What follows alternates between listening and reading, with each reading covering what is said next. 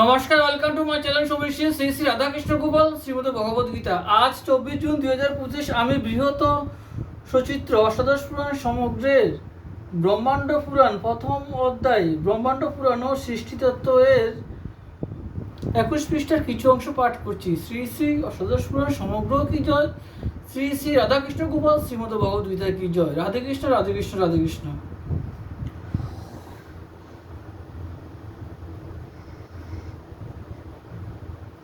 স্বয়ম্ভু যখন ব্রহ্মরূপে প্রকাশ পান তখন তার মধ্যে সত্যগুণ বিরাজ করে। যখন কালস্বরূপ হন তখন তার মধ্যে রজ ও তমগুণ বিরাজ করে, এবং যখন তিনি পুরুষ রূপে প্রকাশিত হন তখন তার মধ্যে পুনরায় সত্যগুণের উন্মোচন ঘটে যায়। এভাবে স্বয়ম্ভুর মধ্যে 3 গুণ অবস্থান করে।